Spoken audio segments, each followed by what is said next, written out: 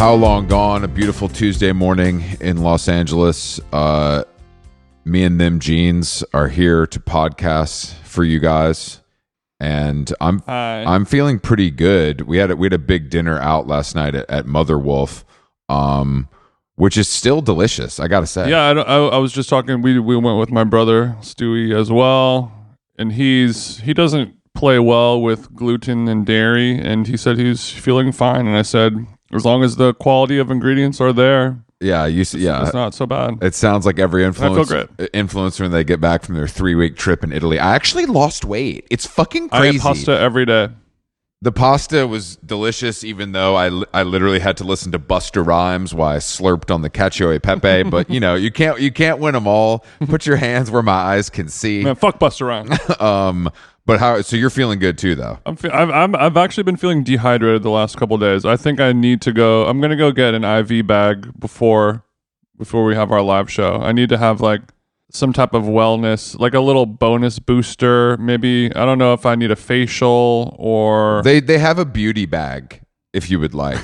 They could maybe there's some liquid collagen. I don't know exactly what's in it, but that's just something to consider. Beauty bag. I mean, I think I'm just straight up dehydrated still, but I don't know. I mean, by then I'll be okay. But I want to look my best for LA. LA is so we're focused on that here. I think that some other people are feeling dehydrated after seeing these photos of Jeremy Allen White by Luke Guilford in the on the cover of British GQ Man of the Year. People wanted our opinion on these photos. I mean, what's their opinion to give? It's cool. Like, it looks good. I mean, I know Luke Guilford made him look gay. Wow, crazy. I know. I hope you're sitting down. The stylist is this guy Michael Darlington, who's so good, and like I think that's. I mean, I don't know if Jeremy Allen White's going to look better. You know what I mean? It's the male gaze. No, they're good photos. They look good, but many people are saying that the mood board was taken from our little Troy boy. Yeah, for sure. But is that a problem? You know what I mean? Like I like if that is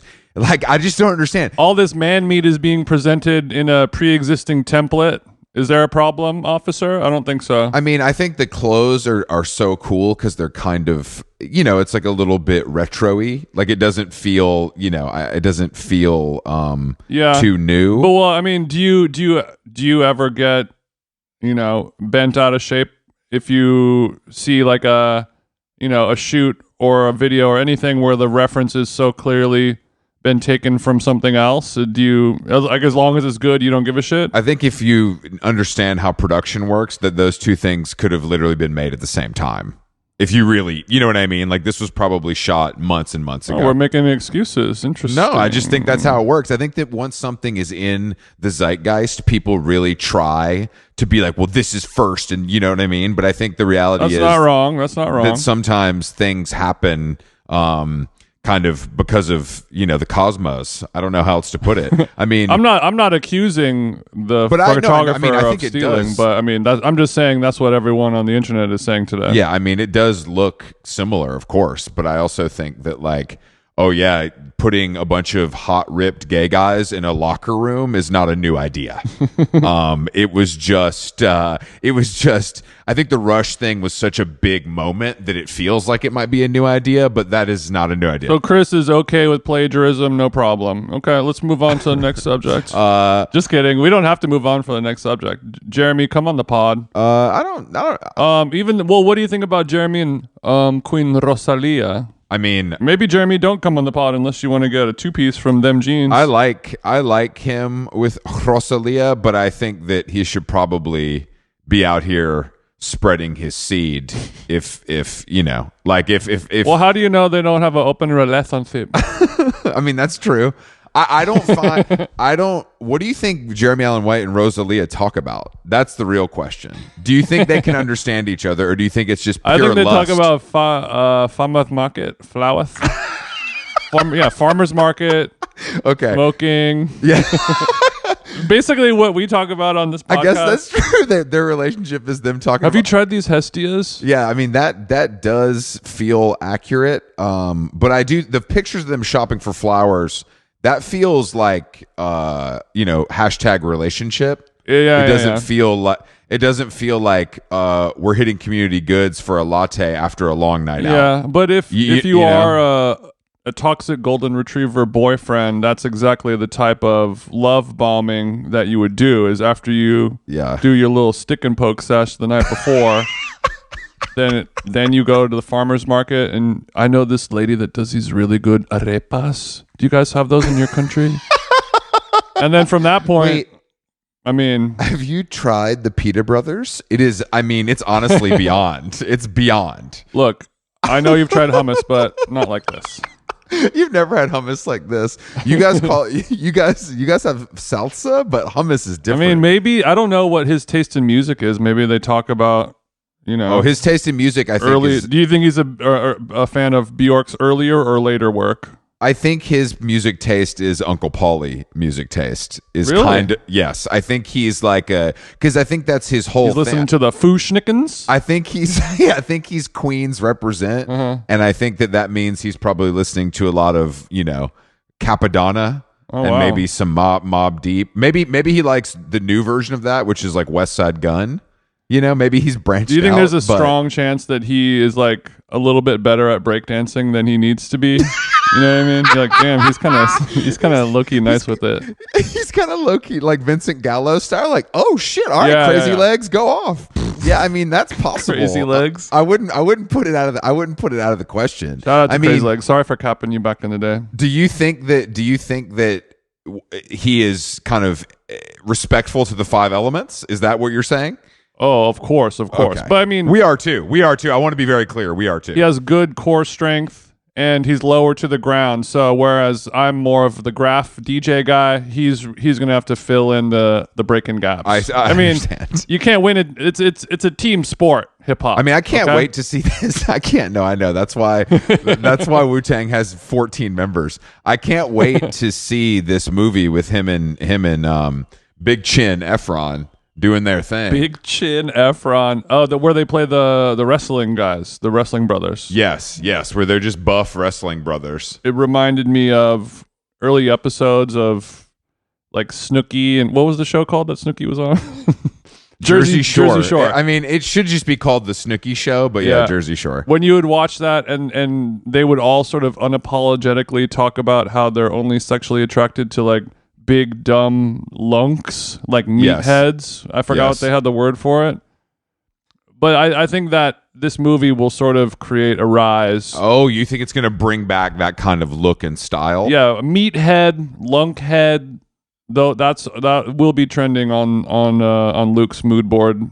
That's it for spring summer. I think you might be right about that. I mean, they look pretty. They look pretty swole and tan in the promo photos, but I bet it gets even crazier in the. I mean, they look like balloon, like when you inflate the balloon animal a little too much, and like the eyes kind of start spreading apart, or like you have so many muscles that are muscling, and that your body is just sort of constantly holding on for dear life. These sound like Mountain Goat lyrics. When I was walking the dog with Carolyn this morning, I was like, yeah, mountain goats are on, blah, blah, blah. And she's like, what do they sound like? And I started like getting in my pitchfork bag. I'm like, well, they actually have. And she's like, no, like the animal. Like, is it like. Oh, that's a good question. Yeah. So we'll save that one for him. All right. Yeah, our guest today is John Darnielle from the Mountain Goats, he's been making records for like 30 years. There's a new one out now called Jenny from Thebes. Yeah. But he's also a pretty acclaimed author, and an actor as well. He's done a few things in front of the camera. Oh, yeah, they've only released 22 albums. Yeah, it's been a short run. 22 records. But he lives in Durham, North Carolina, one of America's most charming musical cities. That's right. Durham. So let's give him a buzz. Let's give this fucking goat a jingle. What's happening? So you're not feeling great? No, I've been sick. I can't. It's like, do you have kids?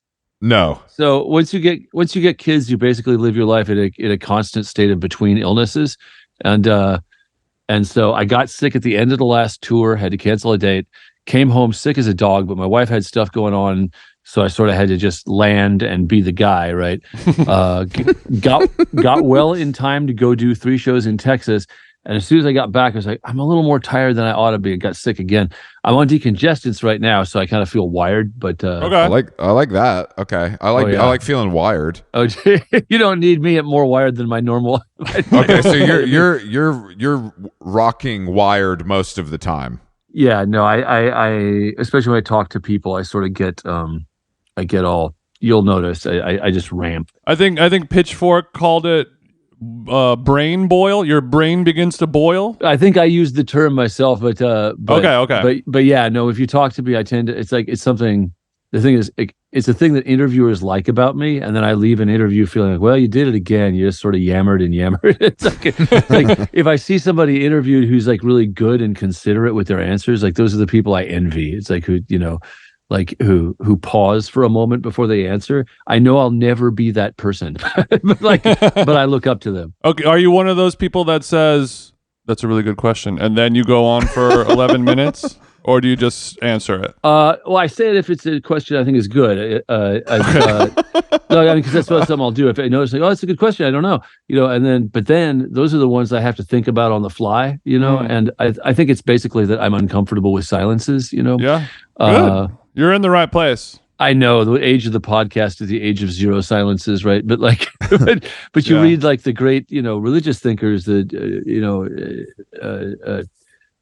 meditative texts, and like, oh, but it'd be great if we would my friend Joel had an idea for I think it was a zine at the time where you'd only listen to one record, but you'd write about only that record in every issue of the zine, right? It's like it's the only record you're listening to, or you listen to it for 5 years and then you publish, right? So, oh, wow. Okay. So it's a long. These are profoundly long form record reviews. Yeah, I like these ideas. I like these are profoundly uncommercial ideas. Yeah, I wasn't going to mention that part. Like use your illusion to the magazine every month. It's about yeah, no. So I really like that idea. I mean, for me, the album would probably be Marcus Garvey by Burning Spear, but okay. But whatever. It's like if you continually returning to a text.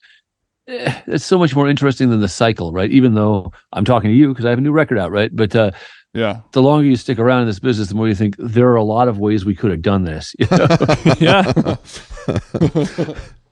Okay, I like the Burning Spear reference. You're a bit of a Rasta, yeah? No, I'm not. I've been around. I mean, Rastafarianism is a pretty historically located thing, but I listen to a lot of reggae. Historically located thing. I like that. Have you always listened to a lot of reggae? No, when I was in high school, I was a giant hater. All my friends, I knew a lot of people who were into it, and it seemed, it's like white stoners getting into reggae. But then when you become a musician and you're in the business, you talk to some recording engineers and you go, oh, they'll say, that's some of the most incredible recording ever envisioned, right? And also the musicianship on those records. It's not wanky, right? It's like often when we think of good musicianship, we think of show-offs, right? Mm-hmm. Reggae musicians the opposite of that, right? They're playing in 4 almost always, right? And they're playing fairly simple compositions, right? But they're very much, they compare to Bakersfield era country musicians, right? That they are just some of the most exacting musicians you're going to run into. They can play a straight 4 without a metronome and never miss, not waver in timing at all. These are like, ascended master level skills. And I had the good fortune when we were making the Sunset Tree. There was a reggae band called Groundation that had flown Horsemouth Wallace in from Jamaica. Now this is a legendary drummer. I believe he's on Marcus Garvey, but he's played on a million reggae. Amazing name. Getting to watch this guy work, who never reports, like their sessions weren't starting until midnight. We were in the studio adjacent, right? They were in the A room, and they didn't start work until 11 or 12. So crazy. It was like we would be wrapping up, and then we'd go over and watch Horsemouth do his thing.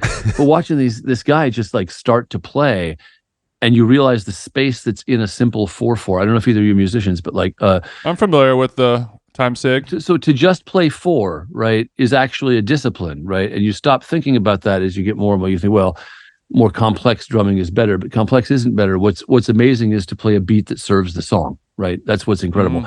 And so Ringo Starr effect. Well, Ringo Starr, yeah, he's an incredible drummer. I've been thinking about Ringo Starr all day, actually. But Ringo on the Brain? Yeah, well, everybody's talking about the Beatles this week, but But I think a lot, I think a lot about Ringo. Yeah. Ringo Starr is like a good object for medication. As I warned you, once I get going, it gets hard to break in. So if you have questions, feel free. What did you think? What do you think That's about good. the new Beatles song and how they put it together? It's not really a Beatles song, right? I would agree. I mean, I like that Ed Ruscha did the artwork. That's probably my favorite part. But I do, yeah. I don't think, like, why do you think that had to happen? They don't need to make any more money. Well, this is or do what you I've think been- Paul was driving it? I think this is a very complicated question, and it is what I've been thinking about all day. I mean, in a sense, it has nothing to do with Why? the listening public. I don't really know. I feel like it to me it could be the work of like one of those A&R guys or like a guy who's worked in the record industry for a long time, and this is sort of his like white whale get. Like this is him buying a boat. Like I released a fucking Beatles song, baby. Well, yeah, but I don't think those guys have Paul McCartney's ear. I don't think those guys have any. I mean, nobody has any sway with him. I don't think anybody can get near him and go, "Hey, I had this idea. What if you did this?" What can you offer that guy? You can't offer him anything, right? So it has to come from him and Starr having an idea about this. I suspect Starr is just amenable to it. I mean, I think you do get a little more agreeable as you age if you're wise. Starr doesn't have a whole lot going on right now. He's kind of cruising. Well, but he's fine. It's like they're all just fine. Of course, he's fine. But he's the chilling. thing is like it's not a good song. It's not. Oh, no, it's not. Like that's the problem. Well, because here's the thing: is like when Grant McClellan died, right? Robert Forster found a song of his that called "Demon Days" that was sitting around. I don't know if you know the Go-Betweens, legendary Australian band, and McClellan died unexpectedly, and he left behind a half-finished lyric called "Demon Days," and Forster finished it. And it's utterly beautiful. It's just an aching song that cries out to be finished.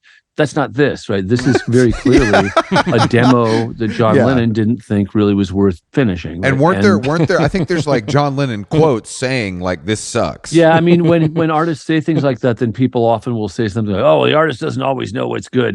It's a very popular thing for people to say when they're like exhuming stuff that an artist clearly would have been embarrassed to share. They go, "Well, artists often don't know their best work," but no one is ever going to call this some of the Beatles' best work. It's kind of so it's embarrassing in that way, but I like to imagine a bunch of different stories about it. Sure. Yeah, I think that's a fun way to do it. But yeah, we can't. I mean, people just can't leave it alone. Whether it's Paul McCartney or whether it's whoever it is. Like, I just think that it feels forced. It feels unnecessary. I think rich dads need stuff to watch on TV, and that when that doc came out. Well, there's a lot of TV around. It's like we're not exactly living in. We're not lacking for paucity TV, is what you're saying. We're not in a content desert. No, that's right. And so I think it has to do with, I would imagine, if you were in the Beatles, Nice. You're continually recontextualizing your relationship to that past. And if you're a human being, you're always thinking about your relationship to your youth. That's part of being human, right?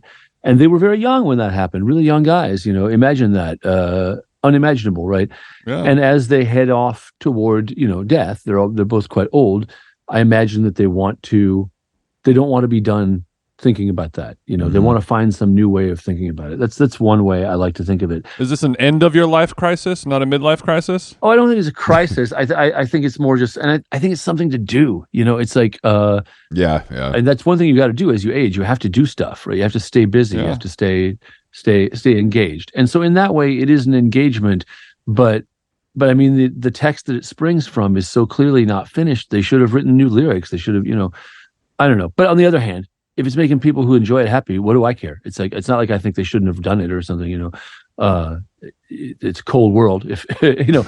And people love the Beatles. They're very excited. So I don't want to be, you don't want to be the asshole. You don't want to poo-poo. Well, the asshole second grader who shows up and says, there's no Santa, right? Fuck that kid. Sure, Kid's an asshole, sure. But it really is transparently the case. Like, this is not. You can't cite one song the Beatles released that isn't better than this. That's Okay, so it's at the that's bottom. a very of the good way to look at it. When you break it down like that, it makes a lot of sense. I was reading that Pitchfork interview with the brain boiling, and you mentioned a song called "For the Krishna Core Bands." I was wondering if you could rate your top 5 Krishna core bands, dead or alive. Oh, there aren't 5 working. There was I said dead or alive. there was Shelter and there was 108. Right, those are the main ones. Damn. Those are the big boys. Those are big boys. After that, I'd be hard pressed to name a third. I don't know. I know that Shelter recently played, which is really exciting. And I think 108, or was it 108? They played with Judge, right? There were like 2 shows or so in Boston, New York. The footage is pretty amazing. Look, Jay, we're just happy that you said the words 108 on this podcast. Yeah, know? that's.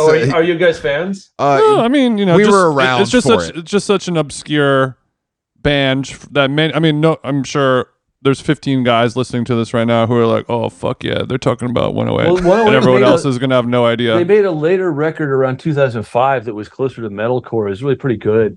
But I mean, like, I don't know if you found I've never released that song, but I'm really fond of that song. You know, it's one of my better lyrics. So, because it's about, you know, punk rock. One of the things it is a snapshot of who you were when you were young, right? That's what happens is you do your punk thing. Mm-hmm.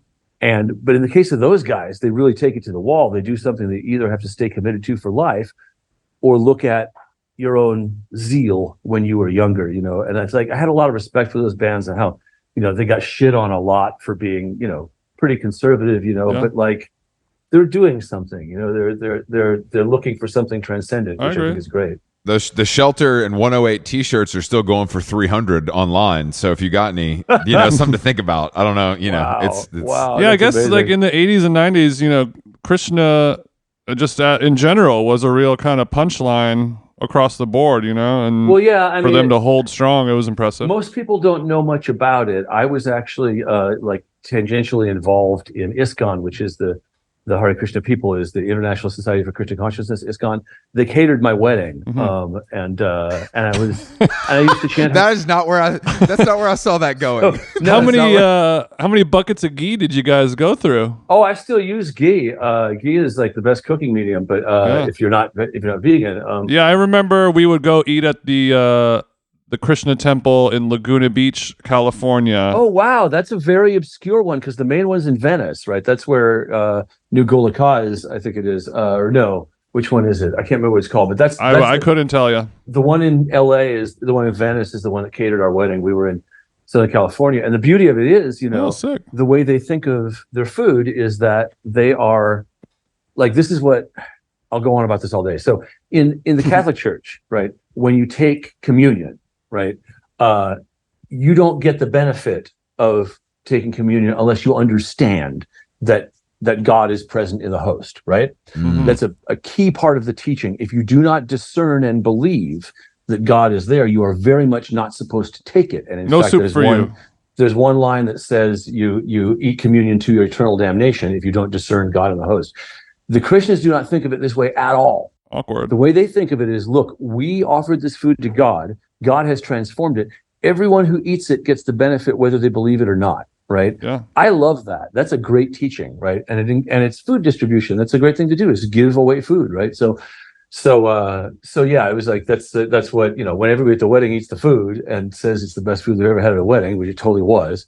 Yeah. What was on the menu, if you don't mind walking us through? I mainly remember the samosas and the coconut chutney. There were like 3 chutneys. Ooh. There were a lot of samosas. There was a sabji, you know, which is a stew, like cauliflower and carrots, and I've never had, I've never had a stew at a wedding. That's the first time I've ever heard of a stew. I mean, it's not different from having just, you know, like some roasted potatoes or Lexan or whatever. It's like the same. Yeah, I remember eating a lot of kind of boiled potatoes with some type of curry thingy, and we were all vegan, and we'd be like, damn, this food is so good. And then we learned why eventually. It was drowned in ghee. Yes, the exposure to this was all because they would come to hardcore shows. I'm from Atlanta. They would like come to hardcore shows. Yeah, well, there's an Atlanta temple. I've actually been to that one too. Yes. That was a big one.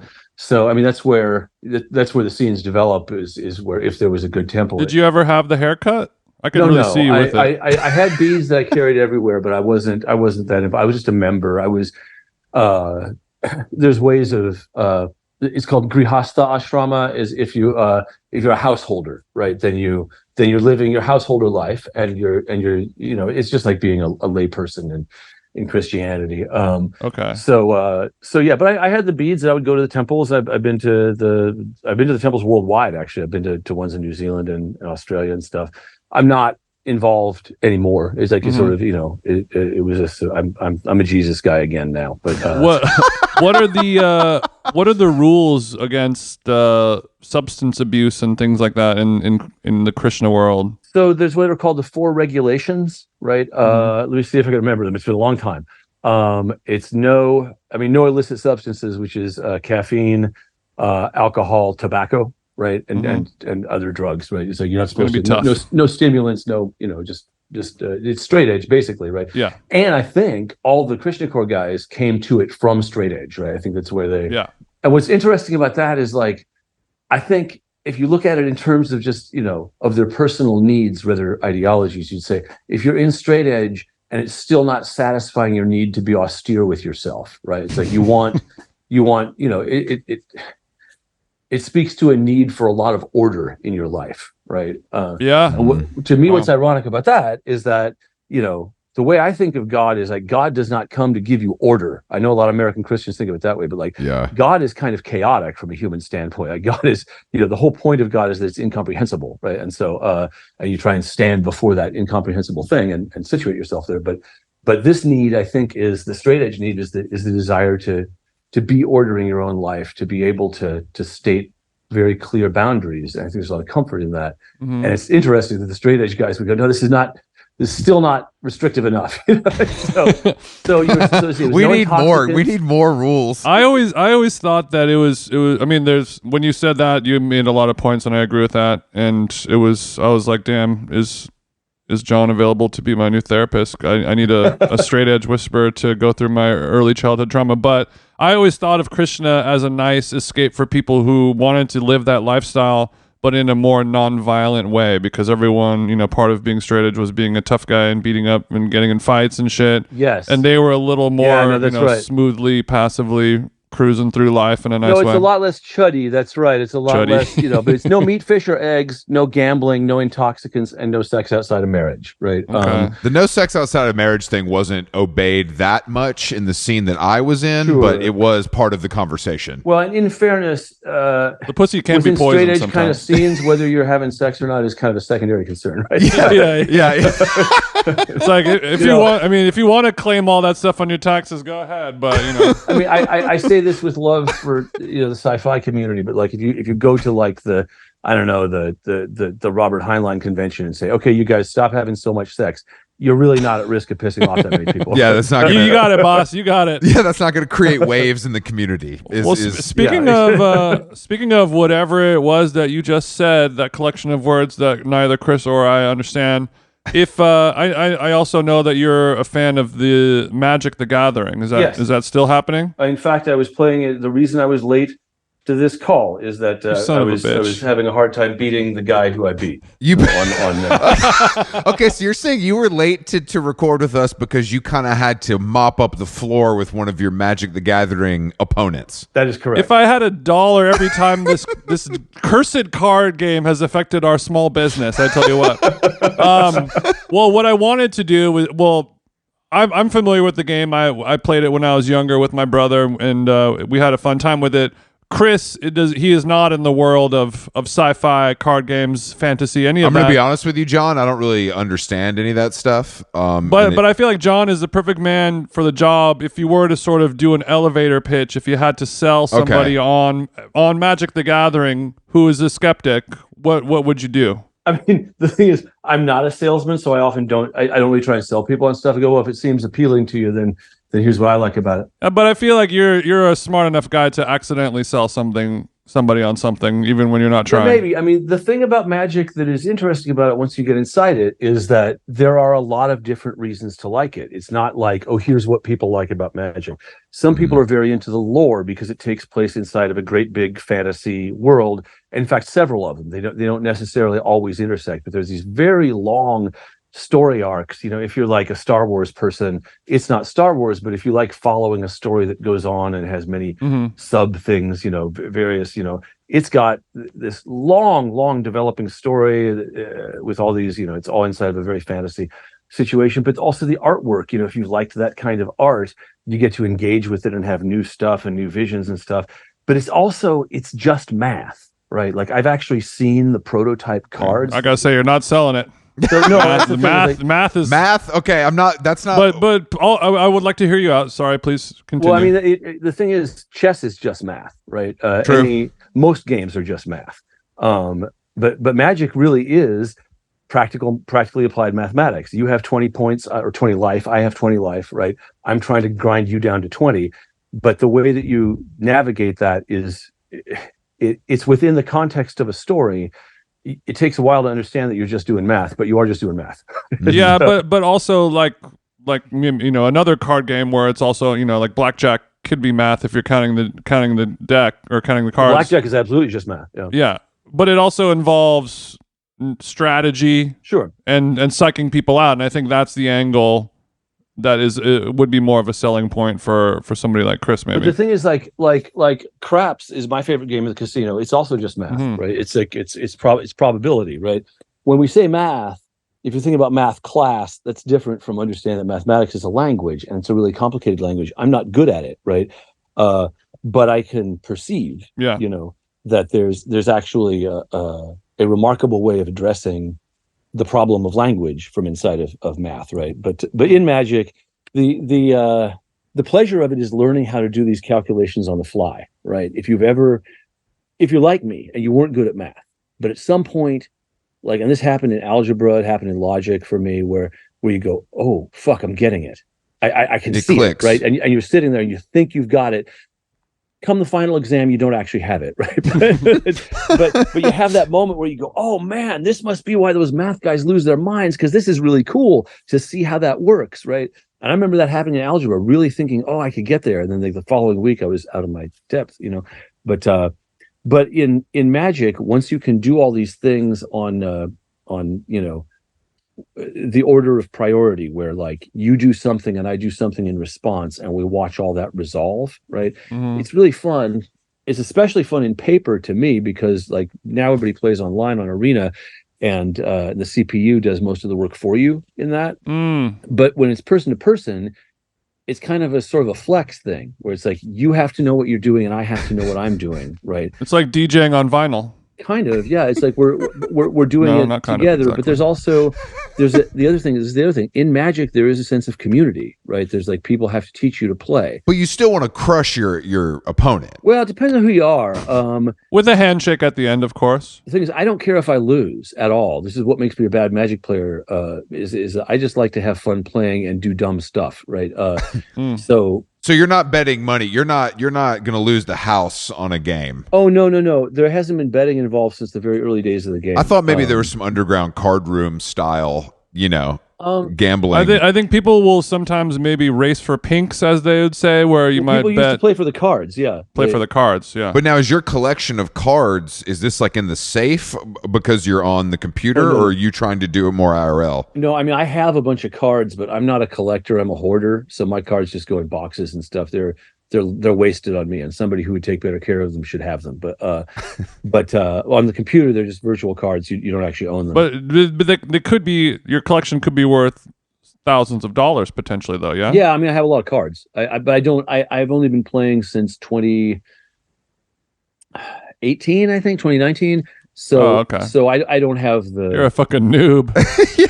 Well, yeah, compared to for the early players, the first set, the alpha and beta sets, those are the ones where the crazy card values come from. Now, when you got into this, was it because you were in a low point on tour and you needed to occupy your mind, or were you just drawn to it? Oh no! So the people who own it, Wizards of the Coast, I announced an album at their headquarters, the album called In League with Dragons. And like drug dealers, they gave me some Magic cards when I left. Right? They said, "Oh, here's some Magic cards." They want you to. They So want I you brought to them take home. a sniff of their supply, see how good it is. Well, that's what it is, because I came home. My friend Clinton, who had played, I said, "Let's meet up and teach me how to play this game." And there's this thing called starter decks. Clinton's like, you don't want to do this, man. So don't open that pack. Well, most people sort of go through it. Magic is a phase for a lot of people. You'll meet many people who say, "Oh my God, I had so many cards. I played so much." and then I sort of moved on. Then I turned 13 and moved on with my life. Yeah, well, Kept it moving. it's really funny. I did get my ass handed to me by an 11-year-old at the store once. It was really great. That's really funny, actually. But the thing is, like, this is what it's hard to understand if you don't know any of the rules. But like, so one way I can win is by grinding your life score down to 0, right? But another way I can win is by what's called milling, right? Does that mean anything to either of you? That sounds like one of Jason's kitchen terms, but go ahead. Right. It's what I've done that a lot in hotel lobbies across the world. So the first thing you have to do in Magic on your turn, right? The first thing you are required by the rules of the game to do is draw a card from your library, right? Mm-hmm. If you have no cards in your library, then you can't draw a card and you lose the game, right? So if I mill you, it just means I'm trying to get you to throw all your cards into your graveyard and arrange such a state of affairs that you can't get any of them back, right? Is there any analog to that in other games like baseball? Kind of. It's defense. I'm trying to stop you from scoring. It's like fouling out, I guess, or I guess cricket maybe But more no, so. it's not. It's literally like taking away your equipment. Right, it's like, well, you We're can't. gonna do You this can't with hit no the ball gloves. if you don't have a bat, Yeah, right? yeah. And so, Oh, okay. and milling is like everyone hates it. Everyone hates it so Right. much because you sit there and watch your library go down to 0, and people usually quit before that happens. They see it coming. I like to play mill. People would call that a pusher on the tennis court. So yeah, and like, but also in Magic there are these color identities, right? Each color has its own thing that it does. Milling is blue. Right. If you're playing blue cards, you're milling, you're playing what's called control, where I play on your turn. I try to stop you from playing your game. People dislike this. I think it's great, right? Because most games don't have You don't have the option of choosing. well, there's the thing like it was the 85 Bears, the ones where it was the defense. It wasn't that they were running up the score so much. It was that They the were defense stopping was everyone absolutely from scoring. crushing, Yeah, right? yeah. That's my preferred style of play. My preferred boxers are the ones you can't hit. Right. Not the ones with the great big punches. Right. I mean, I like Sonny Liston a lot, but and he had an amazing punch. But the most interesting boxers are Ali. Right. So when he's ducking and weaving, and you watch somebody throw 19 punches at him and none of them land, that's exciting. Right. So Sweet science, baby. yeah, totally. Okay. So you're more of a sniper, less of a bulldog. Yeah. Is what Although we're seeing. so the color of what's called burn is red, and that's where I'm just trying to do damage to your face. You can get pretty into that. It's like fun. The thing is, a blue game lasts a long time, and usually you quit because you are frustrated with my play style if I'm playing blue. A red game lasts about 2 minutes, ideally, because the red player has just done so much damage so quickly that it's over. Right. And it's very gonzo. It's very fun. Yeah, and both can be enjoyable. And the thing is, so you see how it is very much like sports, right? It doesn't have the physical aspect of sports, but it does have the strategy aspect of sports, where you ask yourself, what do I like in a player? It's like I like Zach Greinke of the Kansas City Royals, right? A guy with a really crazy screwball or slow ball, right? That I like that kind of thing. But some people like, what was his name? The Atlanta Braves dude, John Rocker, a guy who's just like throwing it as hard as he possibly can. Yeah, I'm more of a rocker, and that's not to say I'm like a Trump guy, but I am more of a rocker guy. Oh, yeah, in this instance. I respect it. I like Randy Johnson a lot. Randy Johnson's main thing was like, I'm going to drive a 4x4 out to the pitcher's mound, and I'm going to throw the ball as hard as I can. And so That's I mean, his turn. I mean, I'm sure you're familiar with this because you sound like a baseball fan, but I used to be. Yeah. his turn into a like pretty accomplished sports photographer has been really interesting to watch. I don't know if you're aware of that. I just peripherally, but it's very satisfying because if you are a bookish person, there's sort of a tradition in sports fans of a certain type of sports fan like me to want your sports guy to secretly be kind of intellectual.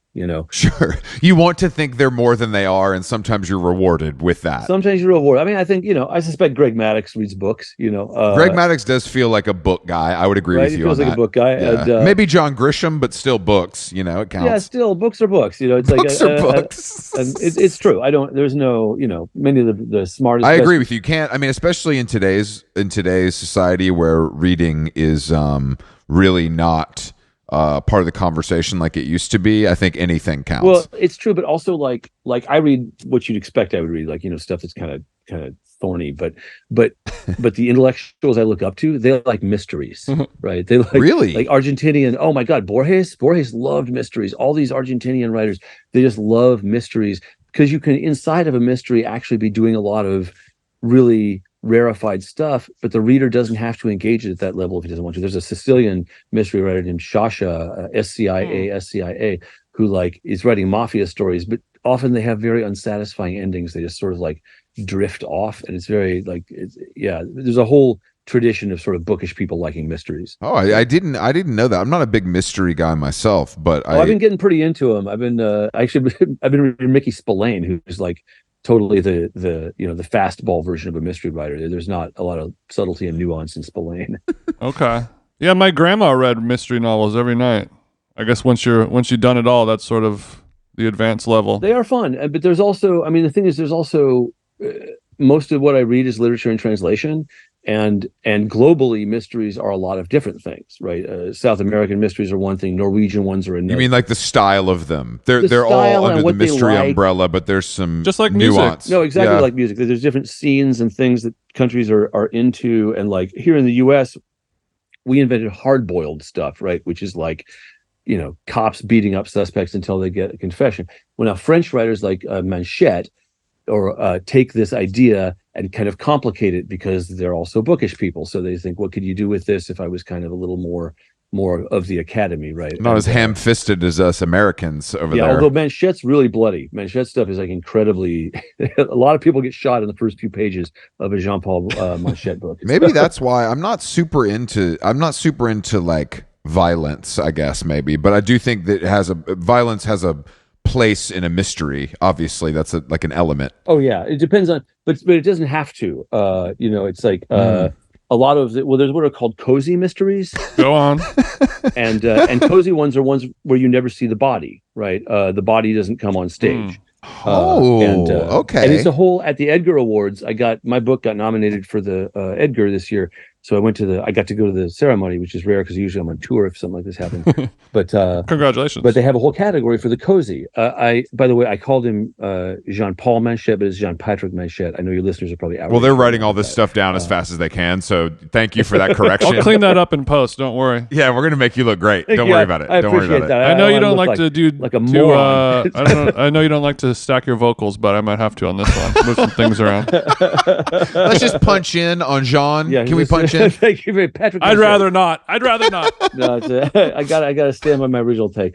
But so the cozy mystery doesn't have blood and bodies in it, right? Is it actually called a cozy mystery? That's a category. The literal category. Yeah, that's that's kind of adorable, I guess. It's very quaint.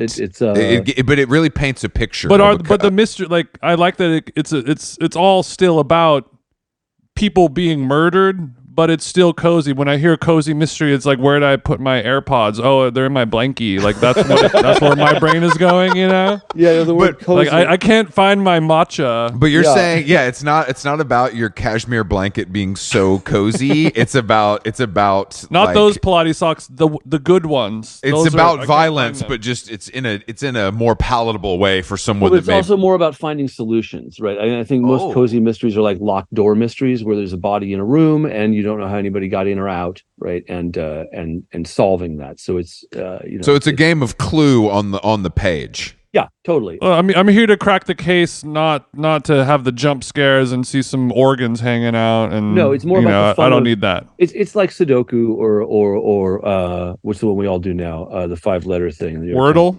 Yeah, Wordle. It's like and Wordle's a good example because Wordle is very much like magic. You are doing a sort of math exclusion with 26 characters, but an infinite number of words, right? That your brain is doing this, and you feel suddenly like you're inside it, right? And so where you go, well, there has to be a vowel here. My brain tells me I know enough to know there has to be a vowel here, right? And it can't be this one because there'll be 2 A's in a row or whatever. It'd be really weird if there was not a vowel here. Well, they play with that stuff pretty good. But yeah, so cozy mysteries, I think for the most part are. I read the ones that have a lot of blood in them myself. So, I was going to say, do you think your history as a nurse prepared you to love gore? I mean, I think I loved gore before I was a nurse. It drew you. Okay, so that's why I got into the profession to begin with. Your penchant for murder on the written page drew you to the medical field. No. Some call it bloodlust. I think it enabled me to do the work. Although I worked in psych nursing where there's a lot less blood, well, emotional scarring. It's called the caring profession, or it's one of the caring professions, and I wanted to help people because I had been helped myself. Yes. Because you're sober. Are you sober? Actually, right now I am, but I'm not in any kind of program or anything. I haven't. I've been sort of taking it real easy, but no, I'm not. Okay. No, I'm not. I'm not working 12 steps or anything. Sure. Mm-hmm. I like taking it easy. My co-host could take it easy. Yeah. It's like, but the thing is, like, in July, I was halfway down a beer and I said, I'm not enjoying this. And that was the last alcoholic drink I've had since then. It's like, you're just like, I'm not feeling this right now. Well, you guys are a lot younger than I am. So like, I'm 56, right? Well, not as a lot younger is being generous, but we are younger technically. Well, so over on this side of 50, a good night's sleep becomes a more and more precious commodity, right? It's like you really start to appreciate it. And I remember my dad being like this. I remember hearing my dad have a conversation when he would take me to movies when I was like 10. And he would say, hey, man, I would hear him say to one of his friends, like, hey, I had John for the last week and he likes to see the movies.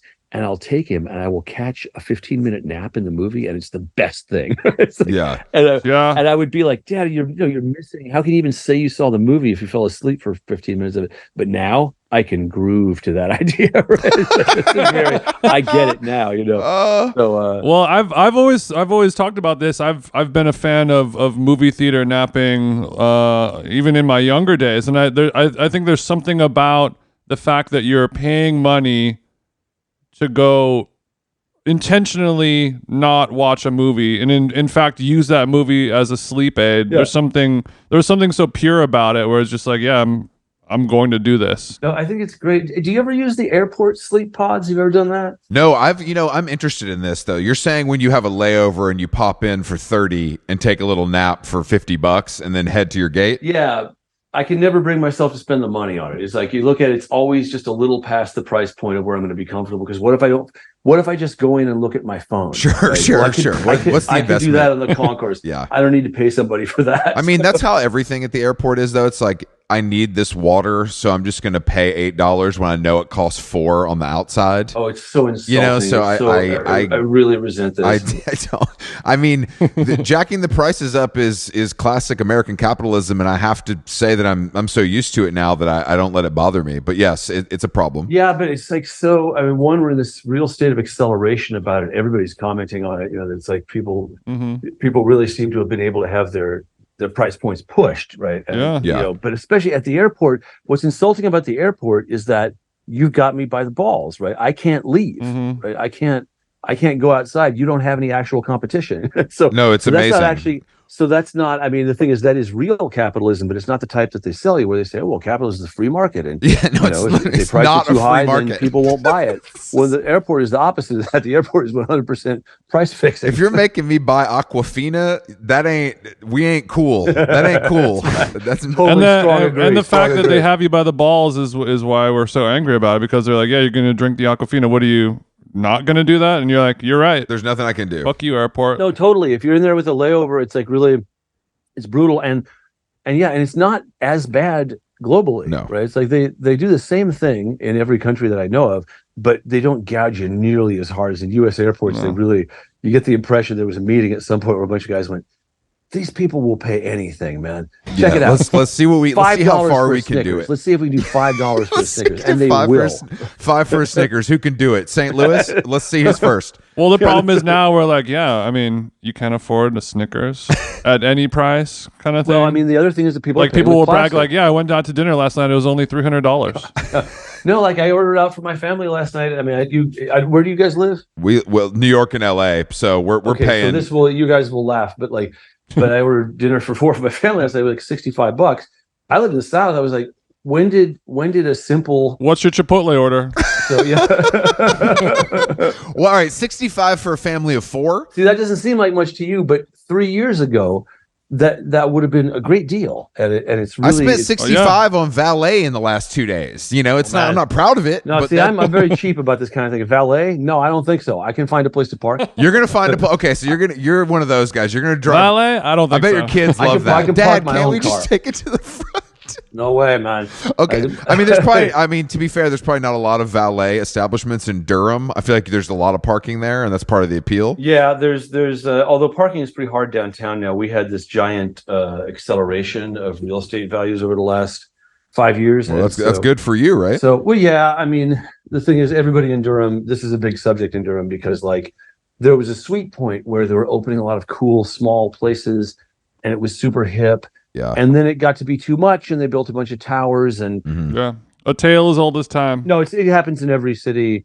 That's surprising America, to me. I feel like, I mean, if cities don't make laws about like height of building, that's just going to happen. Like we talk about Charleston a lot just because I like it, but Charleston retained that. Like, there's not skyscrapers. Yes. You know? Yeah. And it does make something feel very, very different than when those start like popping Savannah, up. where like that downtown feels so old. Yes.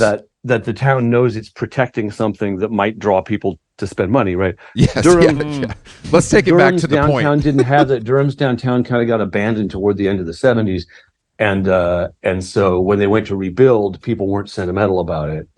Yeah. But we do have, I mean, my local movie theater, my favorite place in the world, the Carolina Theater, is a 1926 theater that's still going real strong. That's great. Showing, mainly showing genre movies and stuff. It's the best. But is Durham? Durham has a pretty rich musical history, correct? Oh yeah, the whole of North Carolina is pretty bonkers for musical history. Although I always first it had to be pointed out to me, and now I'm the one who points it out. Is like there's a lot of amazing jazz musicians from North Carolina. All of them, as soon as they could get the fuck out of North Carolina, went to New York City, right? Because, of course, because this was part of the Confederacy. It was, it was not great to be growing up black here in the 50s and 60s, even into the 70s. But there's also the music of the Piedmont. It's its own thing. It's not East Tennessee. It's not West Virginia. It's its own thing. No, I think it's. I mean, look, the South is a beautiful cornucopia. But you never lived in New York or LA though, did you? No, I lived in Claremont, which is inland from LA, 35 miles. That's where I grew up. Oh, really? Where the Claremont colleges are. Yes, if you get on the 10 and you go over Kellogg Hill and you get off at the Indian Hill Boulevard exit, that's where I'm from. Kellogg Hill. Right over that Kellogg hill that we all know. Wow, well, that's Kellogg cool. is where it's right around Forest Lawn Cemetery. You know Forest Lawn? Oh yeah. Yeah, of course. Forest Lawn's a big part of the show. Well, I live by the one kind of more Burbanky, Glendale. Okay. But then there's one further east over there. I didn't. So but when you grew up there and when did you leave? Not to get Marigny. In 1995 when I was 28. Oh, okay. Were you a member of the Orange County hardcore straight edge scene? No, I saw Social Distortion a bunch of times. But I bet you did. I bet you did. California's Sons. But that was at the Pomona Valley Auditorium is where the punk shows were happening in the early 80s. I saw the Minutemen. I saw 45 Grave. I saw Social Distortion. Green on Red, who wasn't punk, but that was when things were changing a little bit. And so but the OC scene was sort of legendarily violent at that time. Yeah, that's right. You don't seem like a pit boss. No, I like to get in the pit, although I think I've probably done my last pit. But you like to get in the pit. When's the last pit though? It's got to be 10 years. When was the decibel thing? It was probably about 10 years ago. I introduced Evoken at the Decibel 5-year party, I think, and I got in the municipal waste pit briefly at that one, and the Repulsion pit also. Repulsion played, and they were completely amazing. I got in the pit there. Before that, I know it was 2007. That's when I was 40, and I remember going, "You need to stop doing this," because I took a knee, right? And if you take a knee in the pit at the age of 40, a week later you say, "Wow, when I was younger, I healed a lot faster." Sure. You realize some things about the human body that maybe you hadn't processed before. Oh, it's brutal. It's awful. It's because I don't know if you know this. I was doing distance running until recently. And as soon as I started to get little injuries, it just doesn't fix itself. It's so funny because I didn't know that, but you really do strike me as a distance runner now that we've talked for a little bit and I know what you look like. How are we doing, like ultra marathons? Or are we going like how crazy? No. I never even got to my first marathon. I got into running very late. And I was booked to run a marathon. I was up to 20 miles. and I started to get some glutes, some piriformis stuff. And I said, well, everybody says don't run the race and hurt yourself, think about the long game. So I did. Now I wish I just run it because I never got better. The glute got a little better and my left Achilles started to act up, and it hurts right now. It hurts every day. What are you all day. doing are we doing some acupuncture, just some stretching? I got a lot of physical therapy. I got a lot of, I've done everything there is to do except surgery, and when you get surgery, surgery doesn't get you back on the road. Surgery is when you're in extreme agony, and I'm not that. It's just, I'm a 3. What kind of footwear? What are you rocking on stage? Do you just put the Hokas on now, or you can wear your boots? No, I won't go on stage in sneakers. This is sort of a policy with me. So I wear dress shoes. I used to play barefoot. I did that for about 5 years. But other than that, I wear dress shoes. The ones I wear now are kind of cushioned. We'll never tell. I find that a little embarrassing because I was wearing like really super punishing shoes. Yeah, I remember. I remember seeing the Rolling Stones and like looking down at Mick Jagger's feet and being like, "This motherfucker's wearing Air Max." I'm pretty sure. Like, I won't do that. I can't. I'm with you on that. I think it's inappropriate, especially considering the style of music that you play. Right, when you guys are still kicking and punching at 86, then we'll see if you're singing a different tune. Okay, I'll probably go back. I'll sit down most likely. I did the first 5 years of touring in a chair. I only stood up when we got a drummer. So I had to stand up when we got a drummer. Yeah, it's like the good old days. Do you like now the sitting down is like, that's a real move. I mean, I guess your fans are probably pretty respectful. Well, I didn't really think about it at the time. It was just that like sort of that was how I played. I started at an open mic night where everybody was sitting down. Okay. But the other thing is, I don't know about anybody else, but I play better sitting down. Once you're standing up, it's like your brain has to control more stuff, right? In a chair, you got to worry about not falling over. Yeah, well, you have to look out for cords and cables. You have to be aware of your position in space. Sitting in a chair, really nothing matters except your arms and your head, right? And so, I noticed this, listening in a chair is often better as well. So like when I'm recording, I'm not standing up; I'm sitting, and so is everybody else. I think that's sure. There's no reason to stand, but the thing is, my after I stood up, I was like, look, all these people paid to get in and they're standing up. It's kind of not fair if I get to sit down at that point. That's very nice of you, because I would say the opposite. Like, you paid to see me, I'll do whatever the fuck I feel like. Oh, no. I feel a real sense of responsibility to my audience. To me, they don't have to pay to see me. There's a lot of stuff people could do, and so it's true. So I take a great deal of pride in hopefully providing more value than they expected to get. And we put out. But your audience, I feel like you have a very, very dedicated audience that's been with you for quite a long time. So I'm sure the relationship is strong. But I hope I've earned that. Yeah, I hope I continue to earn it. It's like we take a great deal of pride in trying to provide something that you can't get from other bands, right? And that takes you someplace. You get something transcendent out of it. I hope. Are you playing long, or is it just a kind of hour and a half? It's like 90 minutes in the set and then the encore is open. I don't script my encores because I'm not an asshole. Sure. You don't save the hits for the encore? Come on. Well, some of them, it's like there's if you do all the hits in the set, you sort of don't have anything to pull out. But at the end, so you usually want to close on, last or second to last, you want one of your bigger numbers. So we don't, I'll save one or even two, to keep it in the chamber there. But the set runs around 90 minutes. The encore could go as long as it feels like it needs to. I like that. I think you're done when you're done. Yeah.